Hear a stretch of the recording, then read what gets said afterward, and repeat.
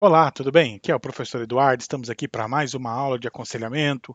Já fizemos a primeira parte, a parte de escuta. Começamos a falar na última aula da parte de avaliação. E agora, na parte de avaliação, eu já vou começar a apresentar alguns métodos. Por que isso? Porque muito da avaliação, ela tem a ver com o contexto, ela tem a ver com o tipo de aconselhamento, ela tem a ver com o método, né? Então, não dá para a gente, se a gente for fazer desconfigurado do todo, vai ficar assim muito abrangente e aí às vezes a gente vai perder um pouco de objetividade. Então nós vamos já entrar na metodologia. A principal metodologia que eu gosto de trabalhar, eu acho que é boa para a gente fazer avaliação, é a metodologia de aconselhamento preventivo, tá? Infelizmente é uma coisa que tem pouca coisa escrita, pouco material escrito. A maior parte dos livros de aconselhamento até fala do aconselhamento preventivo, mas muito pouco texto sobre o assunto. Eu mesmo pratico há algum tempo e sempre trabalho com aconselhamento preventivo, mas eu mesmo também estou devendo escrever, até estava na hora que estava preparando aqui o que eu venho falar para vocês hoje, estava pensando sobre a importância de realmente escrever sobre o assunto. Eu quero ver se de repente agora eu também fico motivado aí a escrever um pouco sobre o assunto. Tá, e daí então a gente vai tentar trabalhar o que que é esse aconselhamento preventivo, qual o objetivo dele, como ele funciona e como ele pode ajudar, principalmente aí nessa parte de avaliação, tá. Então vou baixar um pouquinho, já vamos abrir aqui a minha outra tela e você já me acompanha aí no que é esse aconselhamento preventivo. Então o aconselhamento preventivo, ele parte do princípio, isso aqui talvez seja importante a gente pensar, que existe todo um papel de cuidado que você tem que entender relacionado ao seu ministério. Por isso eu coloquei até aí na minha lousa aqui para vocês, que a coisa mais importante é você entender o seu ministério. Comece assim, né? Porque o nosso ministério, quem vai atuar como no aconselhamento, não tem que entender o aconselhamento como algo que eu faço quando eu tenho um problema, tá? Então isso é que às vezes dificulta, porque o aconselhamento ele tem funcionado mais como um extintor de incêndio, onde a gente aconselha para poder resolver um problema que já aconteceu, do que necessariamente a gente orientar a pessoa para evitar mesmo o problema, ou conseguir chegar antes do problema, ou fortalecer as pessoas que nós estamos aconselhando para que elas consigam lidar com o problema. Então, muitas vezes, isso tem a ver com a visão que nós temos do nosso ministério.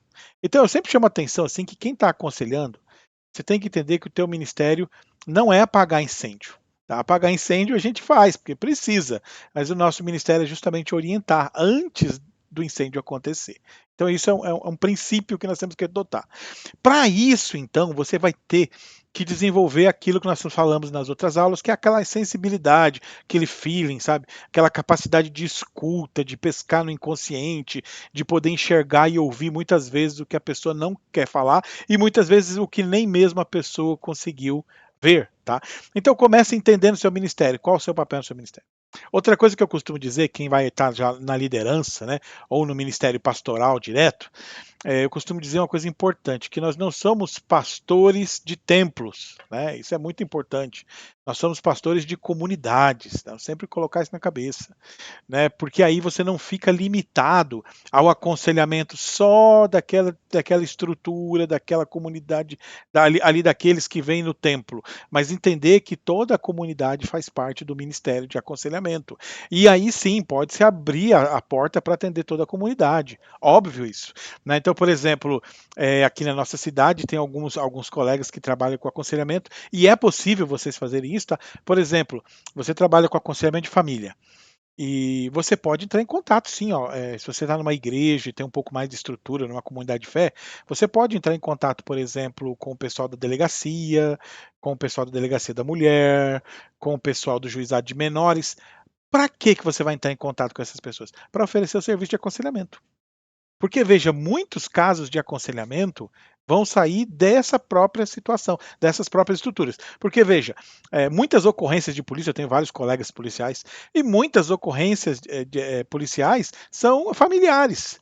E os meus colegas policiais falam, professor, olha, tem várias vezes que a gente vai atender a ocorrência e aí a gente tem que chamar o homem de lado, a mulher de lado e fazer um aconselhamento ali.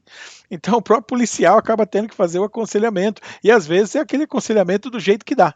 Tá? Então, por isso é bom oferecer o serviço, deixar isso disponível sim. Tá? Pode sim atender o juizado, pode atender o pessoal do departamento de polícia, pode atender o juizado de menores, justamente no aconselhamento, de orientação de famílias. Agora veja, isso não é fácil, tá? Sempre vamos pegar problemas, alguns problemas mais difíceis do que o comum. Mas essa é a ideia do ministério, de estar aberto para atender a comunidade. Primeira coisa é aí. E nesse caso também, claro, sempre vai ser extintor de incêndio. Então, como é que eu faço um aconselhamento preventivo? Primeira coisa de tudo, elabora um programa.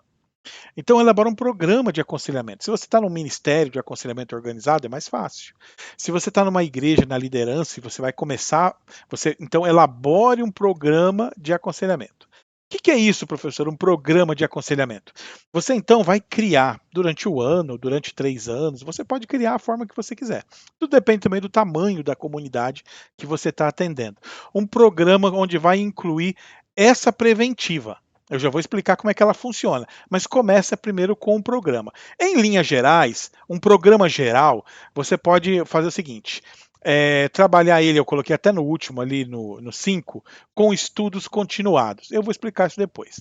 Mas, a princípio, um programa de aconselhamento, você pode, então, durante o ano, pulverizar algumas atividades para a comunidade. Por exemplo, aconselhamento para relações conjugais, aconselhamento para relações pais e filhos, aconselhamento sobre criação de filhos na adolescência, aconselhamento sobre terceira idade, e criar alguns temas maiores para atender a sua comunidade e algumas atividades maiores que você vai atuar durante o ano.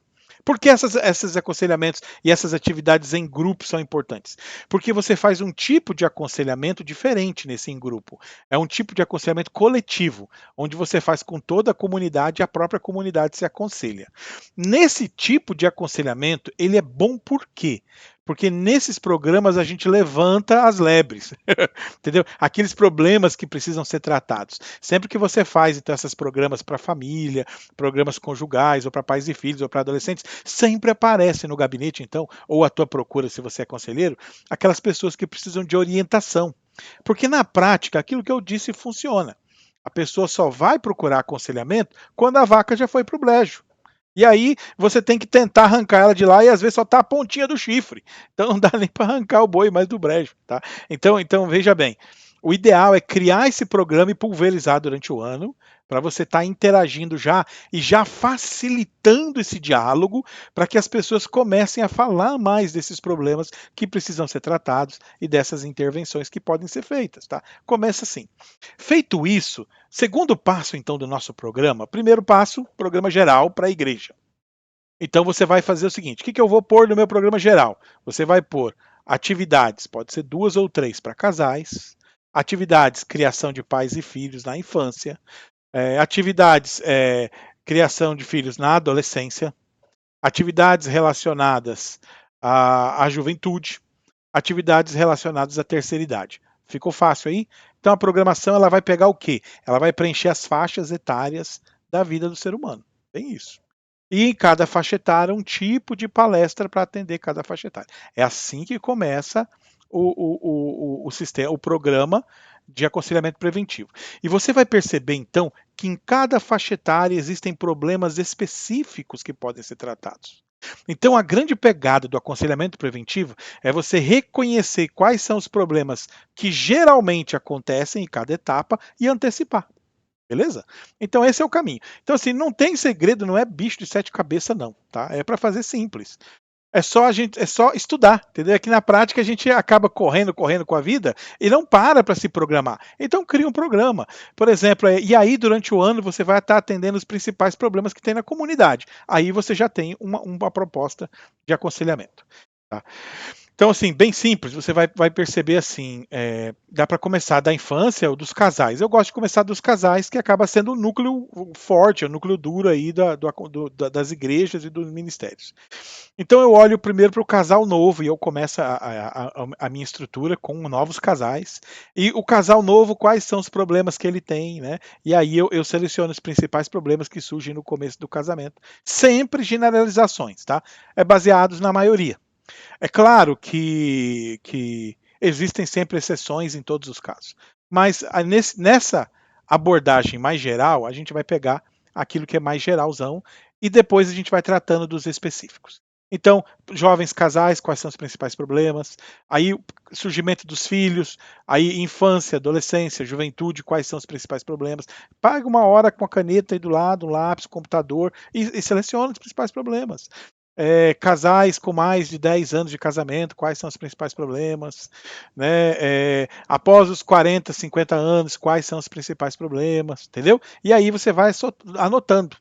É a partir do levantamento desses problemas que você já sabe que sempre acontecem, quem está no aconselhamento vê que são sempre os mesmos problemas, é muito rotineiro, é a partir disso que a gente consegue criar uma preventiva, tá? Aí sim.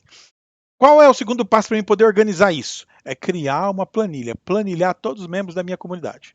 Então você tem lá 30 famílias, 40 famílias, 100 famílias, então você tem que ter lá bem certinho, 100 famílias. Então a família tal, quem são? É um homem, uma mulher, a faixa etária de cada um, se tem filhos, quantos filhos, faixa etária dos filhos, e assim família por família. E lá no final, sempre um quadradinho ali. Você pode fazer isso no Excel para ficar fácil, tá?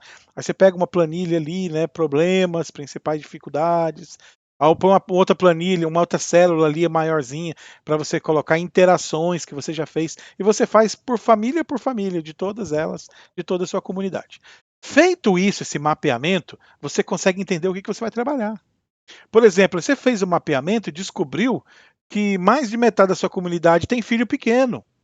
Então, como é que você vai ter que fazer o aconselhamento? Você descobriu então que mais da metade da sua comunidade, ou vários membros da sua comunidade, estão na fase da juventude para se casar. Então, que tipo de aconselhamento você vai fazer? Então, você descobriu que muitos deles aí nesse mapeamento estão já após os 40, 50 anos. Então, tem um monte de inversões hormonais, um monte de problemas que surgem no casamento. Que tipo de aconselhamento você vai fazer? Você entendeu? Então, para mim fazer o aconselhamento, eu tenho que ter um programa geral para atingir os problemas gerais. E eu tenho também que ter um programa específico, baseado na minha comunidade. Para mim criar um programa específico baseado na minha comunidade, eu tenho que planilhar a minha comunidade. Tá? E aí você fazer o acompanhamento. Você vai pastorear 5 anos, você vai pastorear 10 anos.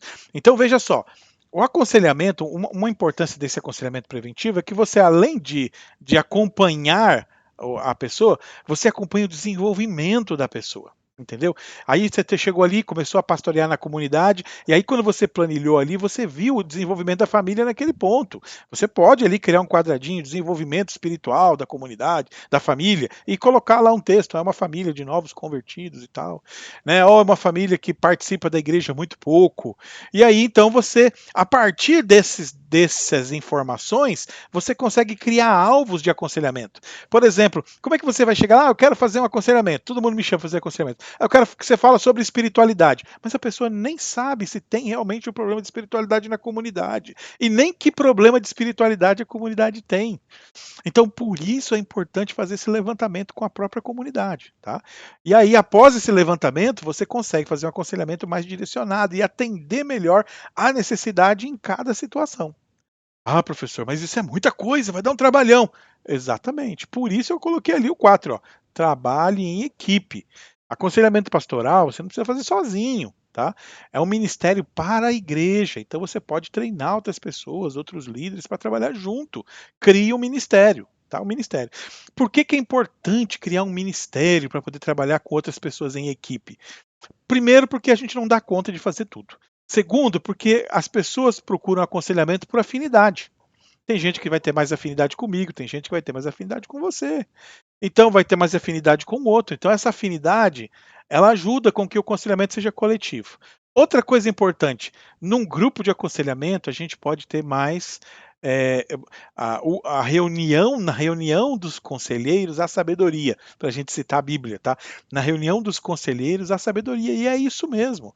No grupo de aconselhamento, a gente consegue partilhar ideias e entender melhor as situações, ajudar melhor nas situações. Teve várias vezes, eu participei já de vários grupos de aconselhamento entre líderes das nossas igrejas em que eu congreguei, e várias situações assim em que o grupo de aconselhamento foi muito importante, porque às vezes alguém trazia uma ideia e uma proposta e era justamente a experiência de outro ali que surgia e que dava uma alternativa para lidar com problemas da comunidade. Tá? Então isso aí é ótimo. Então vamos lá. Primeira aula hoje, avaliar, é aquela aula introdutória para a gente começar a pensar o método preventivo. Então, o que você vai fazer? Se você já atua e está querendo fazer isso aí, então, primeira coisa, senta uma hora e entenda seu ministério. Qual o seu papel? Seu papel não é apagar incêndio. Seu papel é ajudar as pessoas antes de pegar fogo. Então, o conselheiro é aquela pessoa que orienta o caminho. né? E não o bombeiro, entendeu? Nós vamos chegar antes. Segundo, elabora um programa. Então, esse aqui é para quem está começando mesmo, você não tem nada disso na igreja, vai começar a mexer com isso. Ótimo, cria um programa. Então, coloca uma atividade por mês, ou uma atividade a cada 2 meses. Sim, se você quer uma comunidade terapêutica, onde todo mundo cuida de todo mundo e a comunidade tem um ar de aconselhamento e de apoio maior, cria uma atividade por mês. Então pulveriza. Ah, professor, mas nós já temos um monte de culto. Tira um culto. Não tem problema. Então, aquele sábado à noite que ia ter culto, nós não vamos ter culto. Nesse sábado à noite nós vamos ter, então, encontro do Ministério de Aconselhamento.